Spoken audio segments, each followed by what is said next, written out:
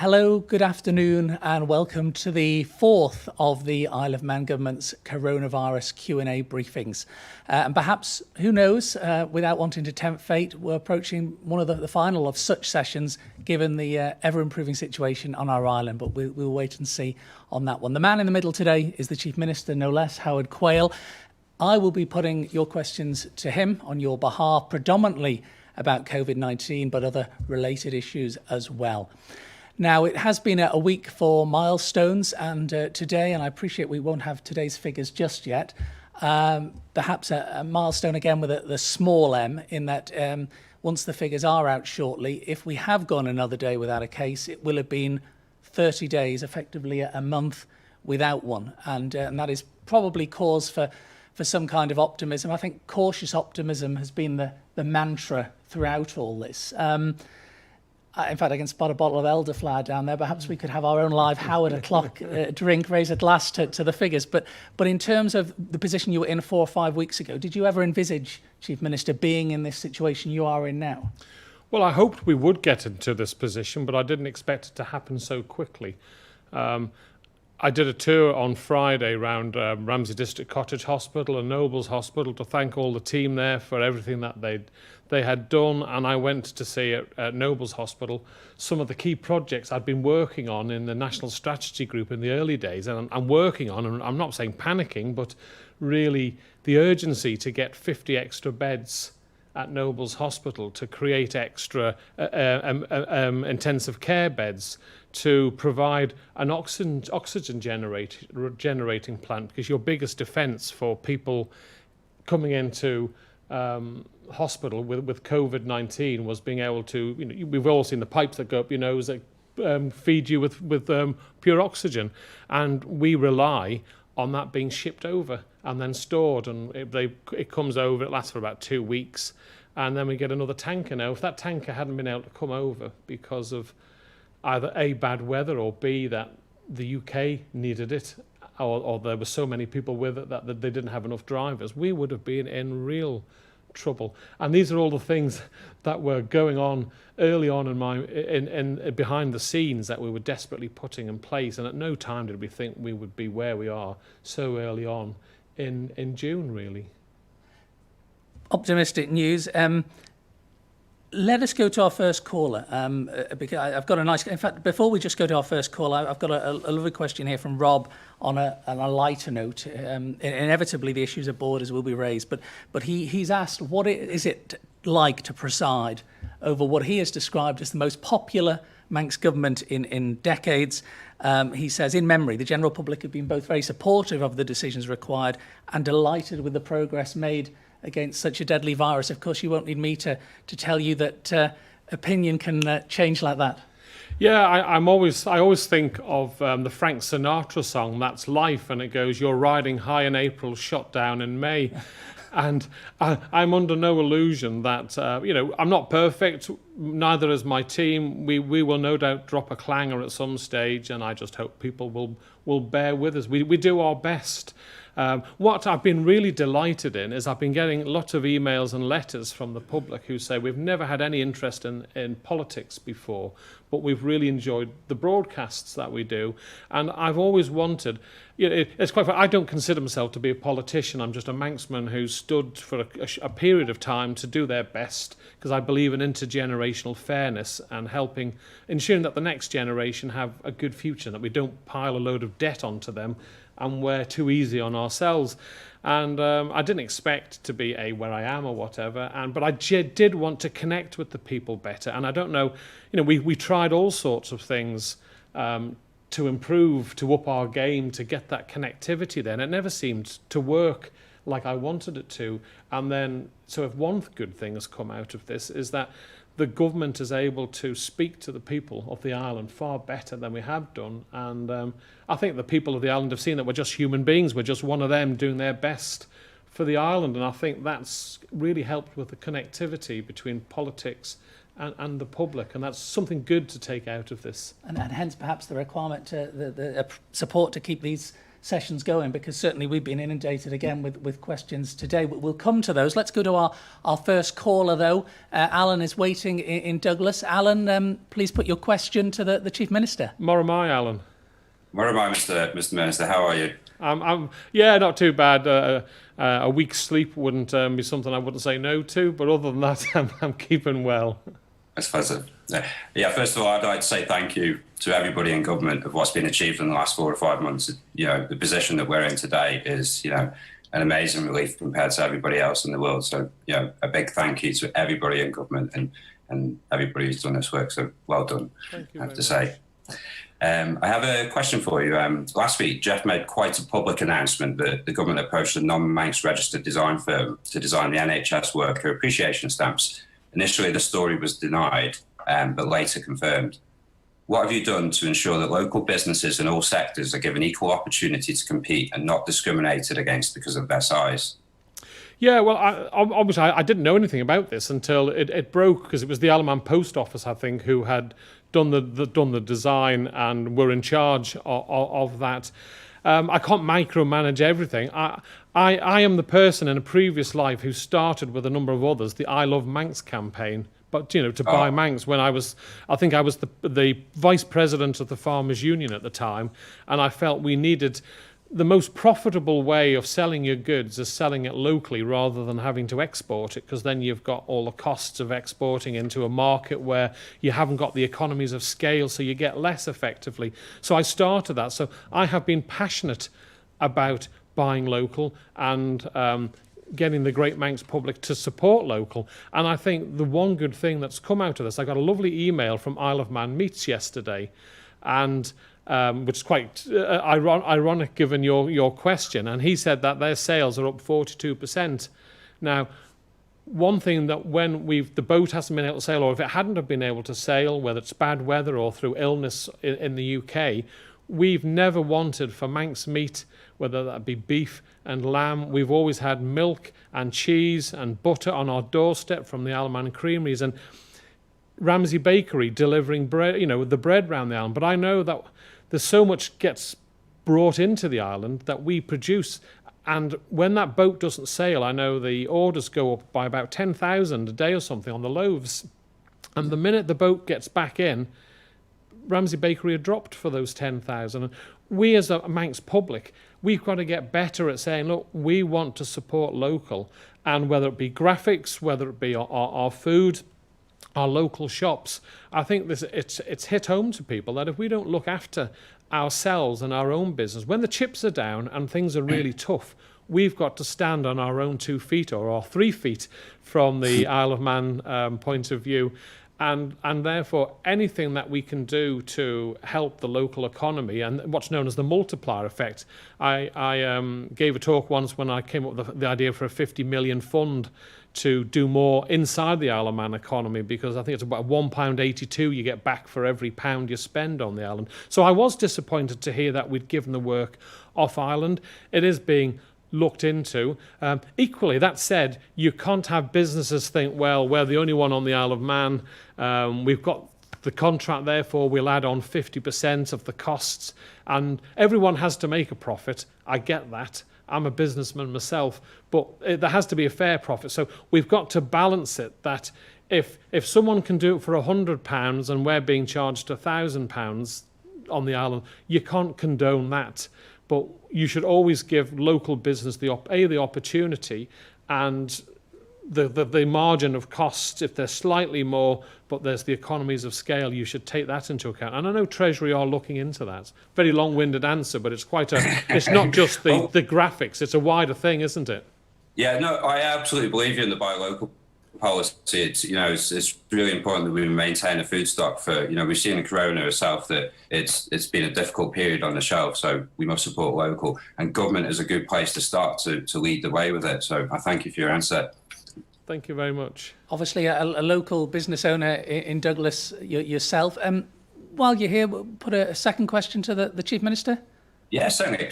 I think last year there was the government completed a cannabis consultation. There was some 4,297 respondents, which is around 67% of the population.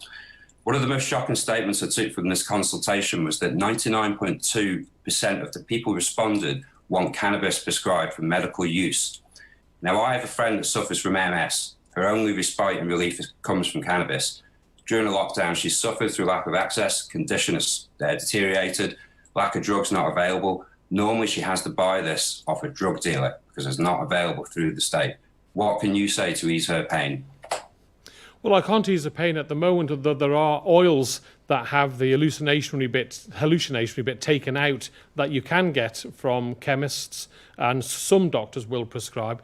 But I have had meetings with businesses on the island who are looking to set up cannabis growing and producing of medicinal cannabis. Now, it might sound, yeah, let's go and do it tomorrow, but we have to do it right. There's lots of legislation, and we've got to ensure that the Isle of Man is seen to be doing it responsibly, and otherwise there could be a lot of damage to our reputation. So I think on the whole the government or the Council of Ministers is supportive of the idea of growing a variant of cannabis on the island for medicinal use. I'm not personally supportive of allowing growing normal cannabis without the elements taken out from the hallucination point of view. When I was Health and Social Care Minister, I toured some of our mental health facilities, and I talked to a couple of young people. When I say young people, in their teens, and their eyes were black.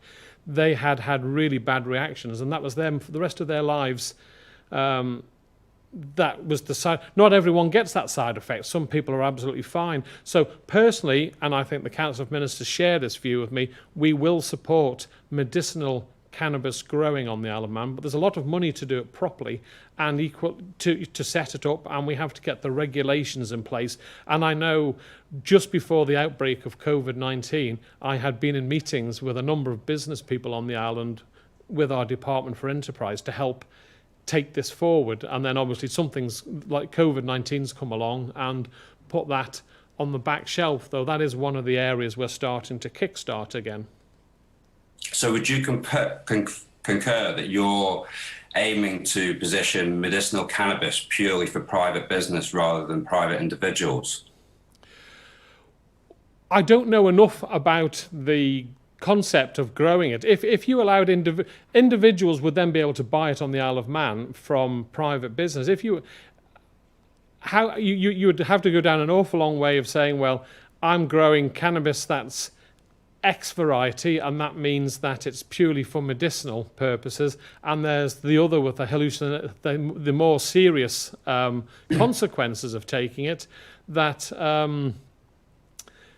how would the police differentiate? Tetrahydrochloride, which is the hallucinogenic part of the plant, is an active painkiller that has been used since the 1990s in the Israeli Health Service. So to still have an outdated opinion where it's going to make you crazy and make you do silly things is a little bit miseducated. Well, I will just have to beg to differ on that one. I know when I was health minister, I had a letter from a father in Ramsey, and it had destroyed their family and his son smoking cannabis. So it's not whiter than white, but there are elements of it that can do good for people, and the medicinal side I will fully support, and if business want to do it, we will work with them to help get that up and running. But growing your own on the island, I'm afraid, well, I'm Chief Minister to no. Alan, Thank you for your honesty. The Chief Minister's obviously given his answer. There's 15 months till a general election, and I would be staggered if this wasn't probably in the top 3 of issues in certain quarters amongst certain candidates next year. So I'm sure this debate will continue in its various guises. Alan, do stay on the line, because we will come back to you for a further question a bit later on. Thank you, Chief Minister. Let me turn to a question now, and another question here. We're talking about borders, and of course we know that the majority are very supportive. They want the borders to stay closed as long as possible. There are others who believe that now we should be looking at opening them as soon as possible. You will never win. There'll be those who have the polar views. But as to when to open the borders, what specific indicators do you think will be used to trigger that decision? Well, I don't think there will be a big opening on a certain day. Everything will lift.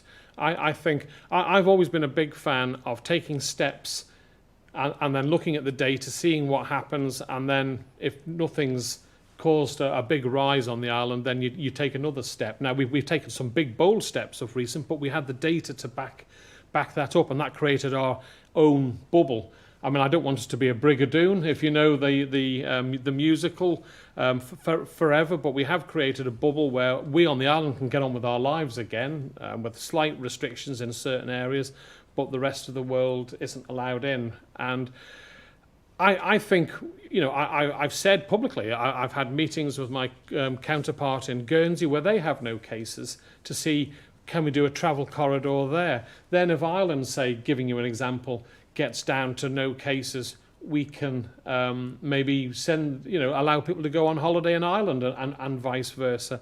The quarantining, the big defence, which we've used, New Zealand have used, Guernsey have used, is that 14-day quarantine when you come back. So you go away, you come back, you quarantine for 14 days, and that 2 people have come back to the island that have left for various reasons.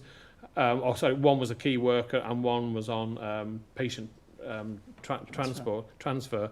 But because we had the 14 days, that saved the island because they didn't spread it anywhere. And it's a tough one. If a vaccine comes out, then that's a game changer. If a test comes out that, whether it's a finger prick or a swab that says you either have it or you don't, that's clear, then that is a game changer on board. At this moment in time, the best test we have will only tell you it when you're showing signs. You can carry the illness for 10, 12 days and you will pass that test. So that's why we have the 14-day quarantine. So if technology improves, and well, not technology, if the medicinal side of things improves, quite ironic when we've been talking about medicinal cannabis, if there's a new test out there that enables us to do a test and say, yes, you haven't got it, and be confident you haven't got it, then the borders quarantine will have to stay for some time. Though we are looking to ease it going forward for our own people to leave the island, because we know that when they come back, we can make them quarantine in their own home. It's going to be tough to bring people over who aren't locals, though that will be one of the later steps. Greg is asking, has a time scale been discussed at ministerial level?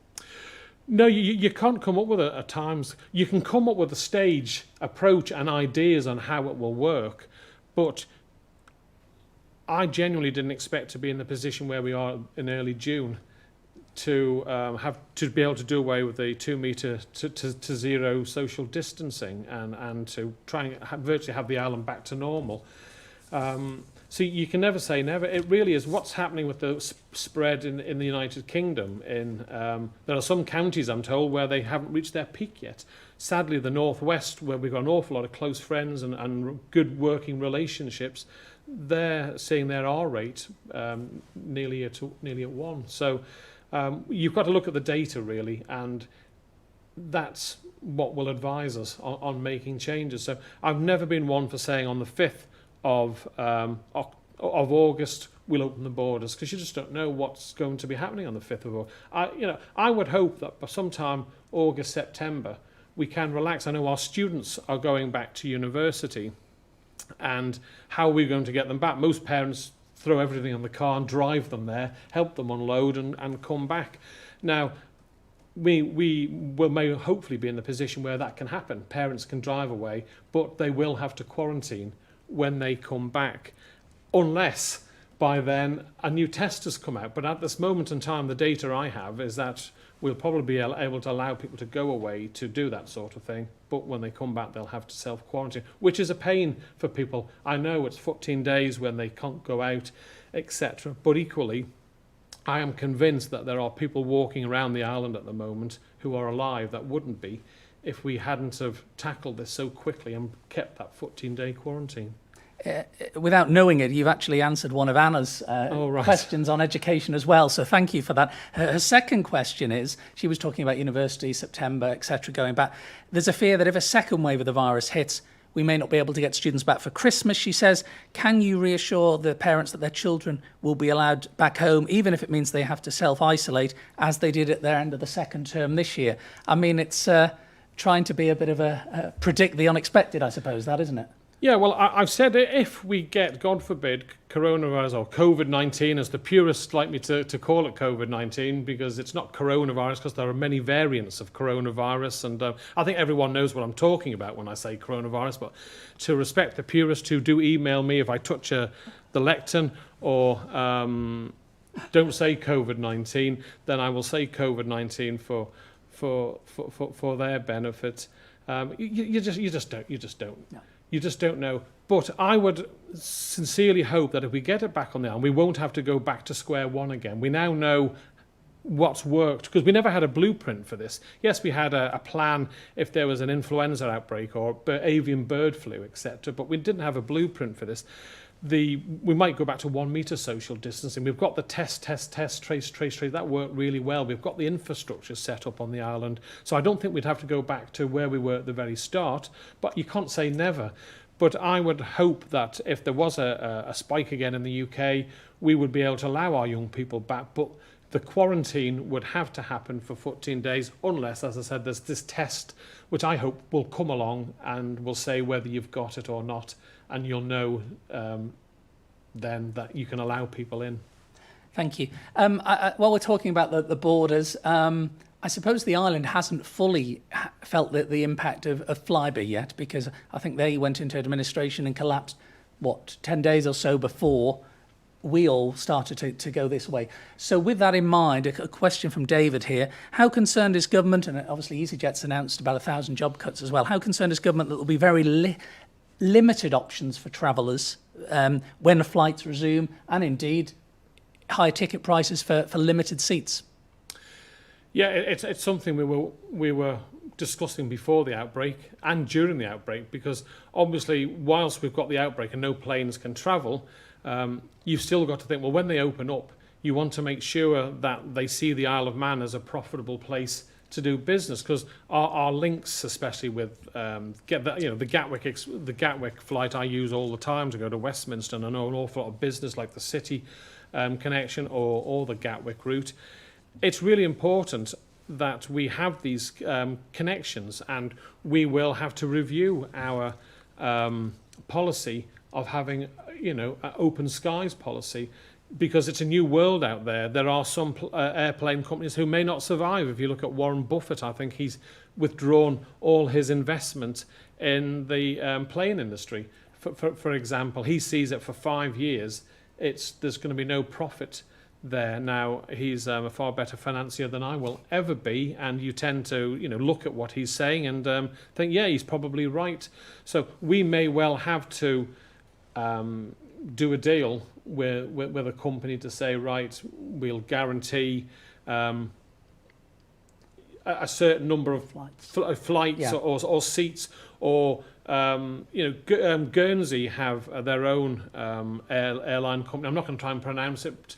They lose a shed load of money on it. I think 10 million a year is there or thereabouts, and that 10 million, if I have to find 10 million to do our own system, then I'm taking that maybe from the health service or someone's pension fund, or not being able to recruit enough police force, or dare I say it, potholes on the road sort of thing. So it's a fine balance. But obviously, if we don't have good connectivity, then businesses won't want to be on the island because they can't get to where they need to be. So potentially, could this be an opportunity for the Isle of Man government to try and encourage an airline company to encourage more flights to safer destinations?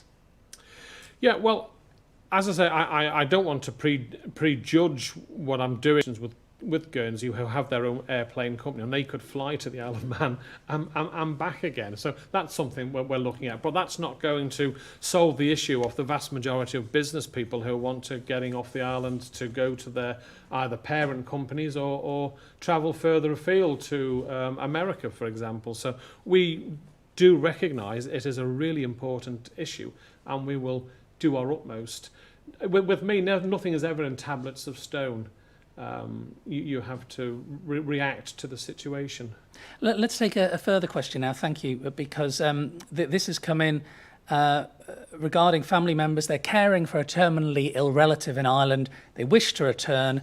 If they return, can they self-isolate at home? I think the answer's yes Yes. on that. Yeah, I think that's yes on fairly that well one. known. Will the rest of the family have to?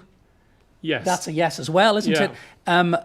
3 of them need to work. Could the returning family stay in the same house but avoid sharing the same rooms? I think No. that's a no, No, isn't it? that's an absolute no. I mean, Yeah. I understand that the inconvenience that this affects people, and I know some of our self-catering tourist accommodation on the Isle of Man have been renting out their units to people for a fortnight at a good rate, because they haven't got any business coming in with tourism, and they're people. So if you're a young person and you're at home and your mum and dad are on holiday in America and they want to get back, then the young person's moved out into a tourist accommodation and the parents have gone home, or equally the student wanting to come home has gone into some of our staycation places that we're calling them now, to enable people not to have to self-isolate, to quarantine, and they can carry on their work. Now, I know that's a great inconvenience, but at this moment in time, our biggest gun, our defence, which is really, there's 3 things which have got us into this fantastic position: the Great Manx public, the fact that we never stopped testing and tracing, and the 14-day quarantine, and we closed the borders.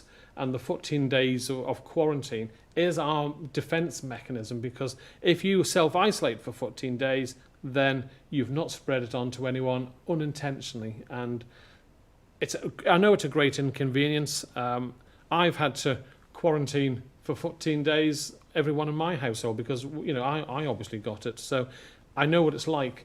But if it means we save lives of our vulnerable, whether it be pregnant ladies or people over 70 or people with autoimmune illnesses, then surely that 14 days of inconvenience is a small price to pay to save the lives of our loved ones, our neighbours, and our community. So You will never please all of the people all of the time, No. of course you won't. But tell me, did it in those early days, when the warnings were given from the government to islanders who were in far-flung parts of the world, come home, you have a certain amount of time to come home? Some did, some successfully made it back, some tried to and were stopped at every hurdle, whether they were on cruise ships and ports refused them entry or whatever, and others continued to post their holiday pics on social media and said, we're going to do this today, we're going to do that today. And in some cases, I've seen it myself, they were the same ones who complained then that they had to go into self-isolation, often in the Commerce Hotel initially, for 14 days. They didn't make the effort to come back earlier. Did that personally irritate that some people who were the biggest critics of the government were those who perhaps weren't following the advice and were determined to go down their own path? Yeah, that's been the toughest one of of handling. Well, obviously losing life was, for me, emotionally very upsetting. And having to tell people you can't come over to see your mum because she's dying because we don't have, that's the current rules. Those have been, the most upsetting things in my political career that I've ever had to do. I've had an awful lot of abuse behind the scenes over repatriation, and my team get awful abuse from some members of the public. Now, there are genuine people out there who have gone away because their mum and dad has been dying, and they were there before the outbreak, and they've needed to go in and look after the interests of their loved one, or people who've been in a far-flung corner of the world that suddenly shut down. They couldn't get back despite their best efforts. And I have the deepest of sympathy for those people, because they couldn't help it. But I think Minister Ashford himself, over a 7-day period of time, told people, get home. If you can, get home. We gave as much notice as we did. And in the end, there was only 300-400 people who were stranded. The rest were people who repatriated. When you look at the figures, you've got key workers, which was hopelessly over-exaggerated, unintentionally, because we had to give blanket cover to all the drivers of BOC who provide the oxygen, all the steam packet staff and the Royal Mail workers who don't set foot out of the airport runway, but technically needed advice. So when there was one person who'd been holidaying in Spain with their motorhome. Spain was the second most infected place in Europe at the time, and had decided until right at the last minute that they were going to come home, when they could have the data would have, if I'd have been in Spain and seen the figures that were there, I'd have got out of there straight away. So it's been a tough one because there are genuine people who have been impacted by this, and they felt stigmatized by the abuse that the public have shown to other people. So it's been a really tough one. But I have to say, I have had some lovely letters and emails from people who've stayed at the Comus Hotel who said the Comus Hotel could not do enough for them, and they didn't want to go public on that, but they have been as many as the people who have really gone for me. It's disappointing that, but I suppose as a politician, you've just got to take it on the chin. And it's the staff who've had to deal with it that I do feel sorry for, who've really had some unpleasantness. But we're getting there. We're trying to make it easier for people all the time. But when we learn more, because we hadn't done this before, I didn't want to shut the border, but it was the best thing to do. And hindsight is a wonderful thing. We have streamlined it, that no longer do you have to go to a set place, that you can go home if you want. Though some people have continued to use the Comus because it offered a good service. But if you look at New Zealand, you have to go into a special base there. You can't go home. And because of people abusing that, they've now called in the military to run it. So what we've done and what they've now done, we're quite reasonable. Those who shout loudest often get heard, Chief Minister.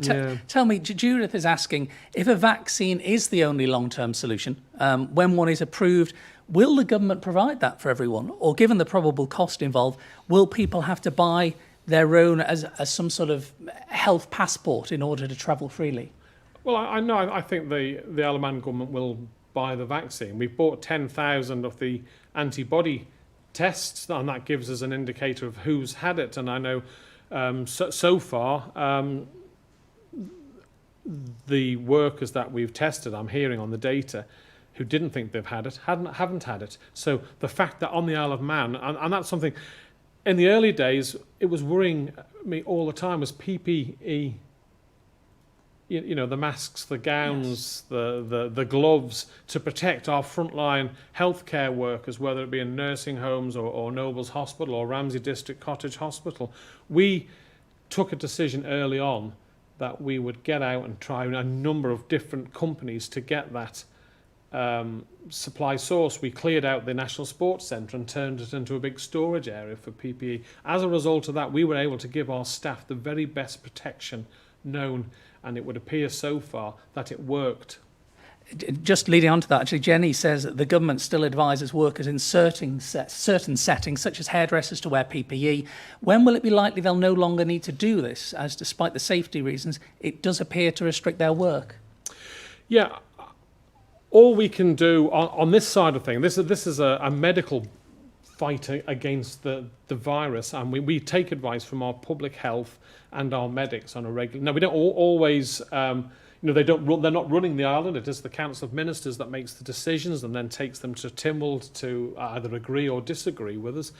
But I think things like dentistry, because of the sort of work that goes on, the atmosphere there is known as, it's called aerosol, is the technical phrase, which people might think is like a tin or something, and there's a greater chance of giving that infection to our dentists. So that's being reviewed, where they might have to continue for a little while longer. When it comes to nail bars or hairdressers, I would think that in a fairly short period of time, we would be able to say you don't need to do that anymore. But on that sort of a thing, I take advice from the medics. I'm not a qualified medic on this sort of thing, and I think it would be foolish if I didn't listen when it comes to hairdressing. So I understand, yes, it will slow them down. I get that, but if it means they're safe, their client is safe, and the community is safe, then again, it's a small price. We've all had to make sacrifices. Some people have lost their jobs. Sadly, some people have died. Some people have been seriously ill.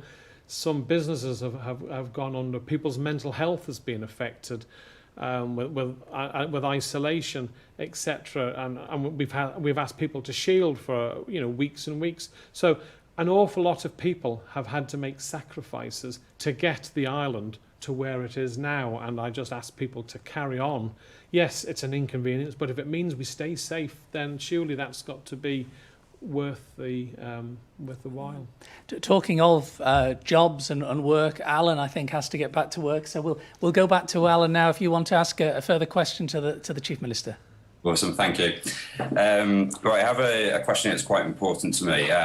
Reporters from Norwegian online magazine VG Helm indicate that there are at least 149 IP addresses based on the Isle of Man which are downloading child abuse material from the internet in the 10 months of 2015. This particular set of information is available in the public domain.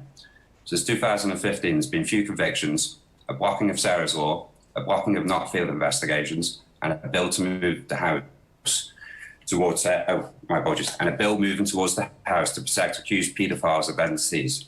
Can you say your government is doing everything it can to protect children over paedophiles? I appreciate that's not COVID related as such, and you will not have statistics to hand, but I'm sure you want to reply.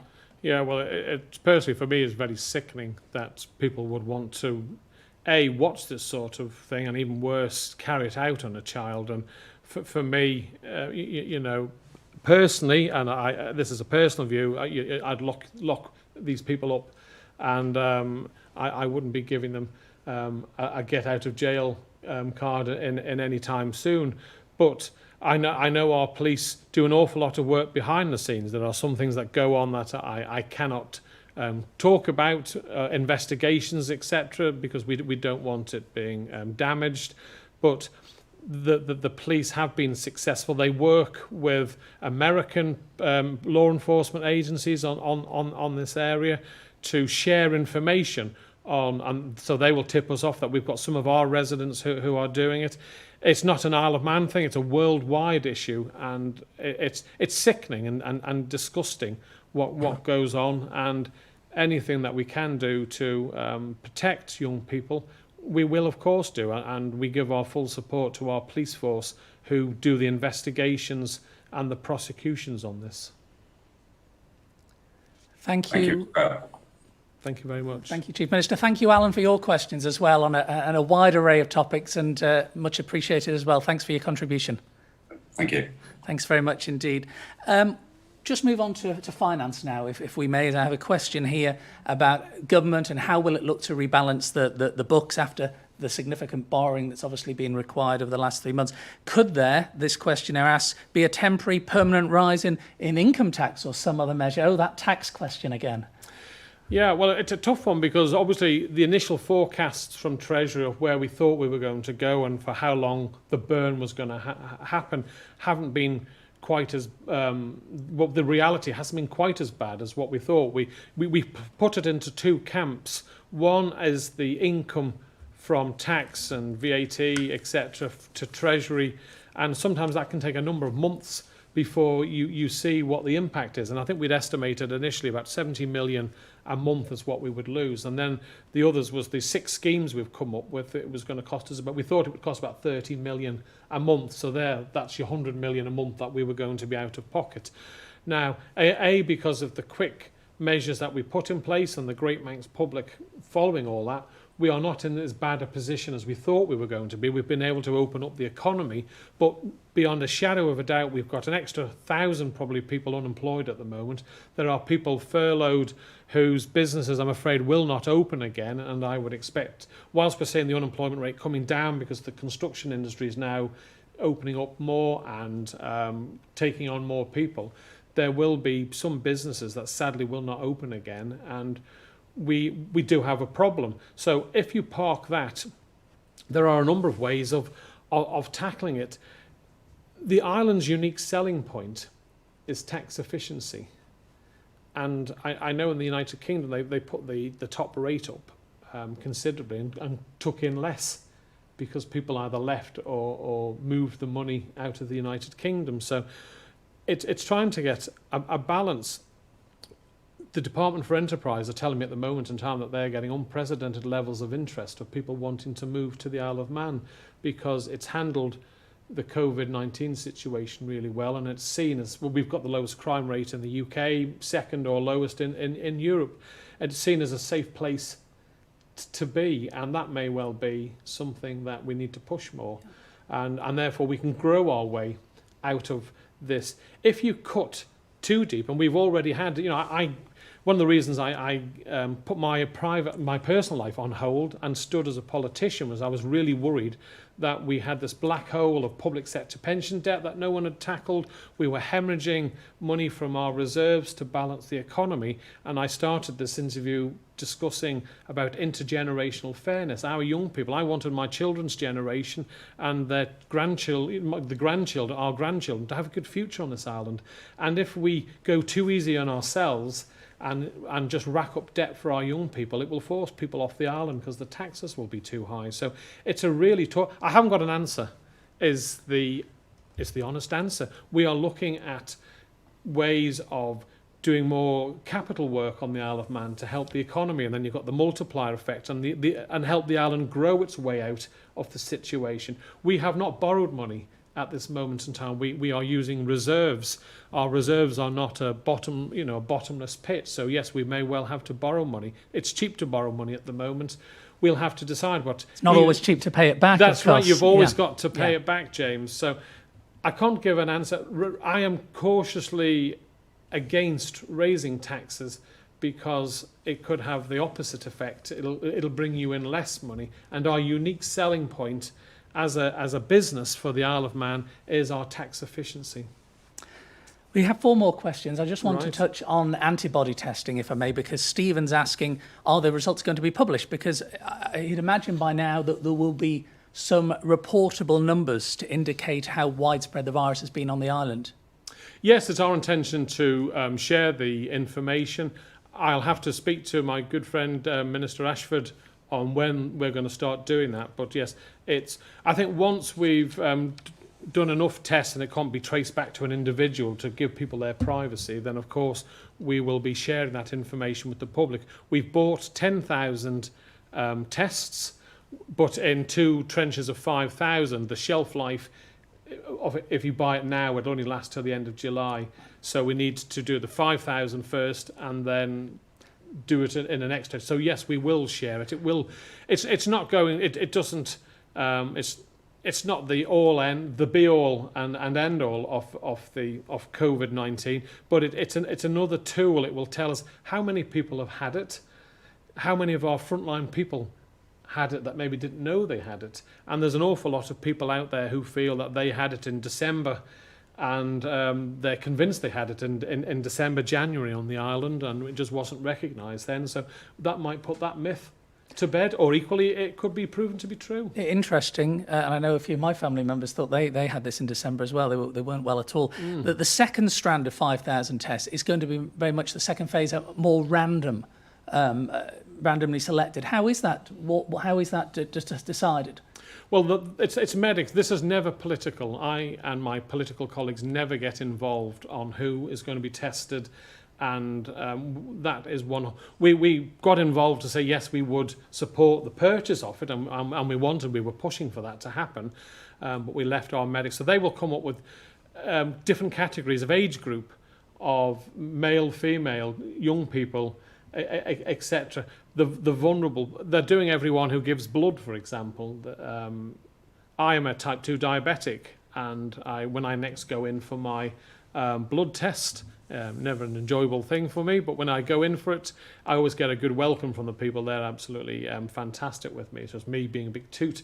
But when I have my blood test, I will also have the test for the COVID-19. Now, that's not because I'm Chief Minister, that's because anyone in my position gets that test, and that will give them an overall picture. So they will decide, our medics, who is, the different type of people to be tested. From the Chief Minister being a toot to the vets, Juan's asking, are we now able to enter the vets with our pets, as people up to now have had to hand their animals over and wait outside?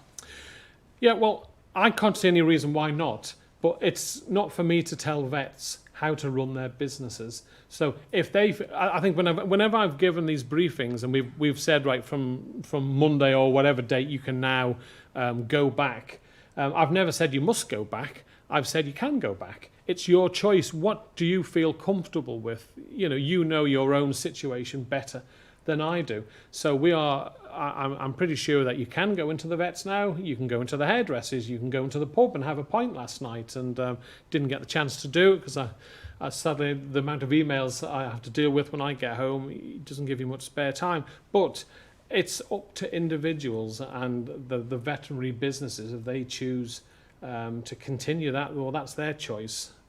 Hindsight's a wonderful thing. Let's leave the final question to Derek, because he says, on reflection, Chief Minister, is there anything you would have done differently over the last 3 months? Right. Well, when you know that there was no roadmap for tackling COVID-19, so we made a lot of decisions, and I think we got an awful lot right. And the people of the Isle of Man can be proud of the team Isle of Man that got us to where we are. For example, we were in the top 10 countries for testing at one stage per capita. We were the first country in the world, and I had to be very careful with the wording on this, first country in the world to introduce the 14-day quarantine period without having any cases. I think Gibraltar were the first to bring it in, but they'd already had some cases. So we got an awful lot right. Obviously, with what we know now and the data, we should have closed the borders maybe 2 weeks earlier, and we should have brought in the 14-day quarantining 2 weeks earlier. That's obviously, hindsight is a wonderful thing, and if I knew then what I know now, then of course we would have done it earlier. That said, as I've said before, we were the first probably in the world to bring in the quarantining before we had a case, but I think there was only a 2-3 day gap between us bringing that in and the case happening, and therefore I suppose doing everything 2 weeks earlier would have been better. But it's everyone else was in the same boat as us, and we were one of the first to do all of the things that we did. But yeah, 2 weeks earlier would have been, and little silly things. I know an awful lot of people got upset with us over the bank holiday, the senior race day. I stand by the fact that it was the right thing to cancel and replace it in August when all our shops, restaurants, pubs, hopefully the weather will be better, because we had a dreadful senior race day. And you wouldn't have been able to go out anyway. So, but we did it to try, and there's people who are unemployed at the moment who don't have any money to go out and have a decent bank holiday. And at that time, you wouldn't have been able to go.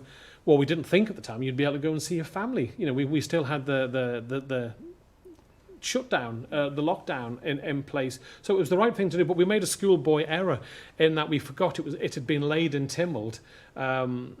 Not to be debated, but just to be laid, because that's what we were doing. We were cancelling it. And before we had a couple of days later the go-ahead from the Council of Ministers to add on the day in the August bank holiday to give people a long weekend. So we made that was a silly little schoolboy error, which I know upset people. It was unintentional. It was with the best of intentions that we wanted to do it. So you make mistakes as you go along. We're not perfect. I've never made out. People that know me know I'm far from perfect, but those are probably the two areas where I'd have changed things. Chief Minister, thank you for your time. Really appreciate it this afternoon. Thank you, Alan, as well. He's left now, but in Douglas, for your questions. And thank you all of you who've submitted questions, a plethora of questions we've had as well. We have reached most of them. I'm really grateful as well for the varied and breadth and depth of questions. Just a reminder for a future Q&A briefing, COVID-19 community support at gov.im is the email address, COVID-19 community support at gov.im. I think that rounds us up for this week. All that remains to be said is thank you for your time and have an enjoyable weekend. Thanks very much. Thank you, James.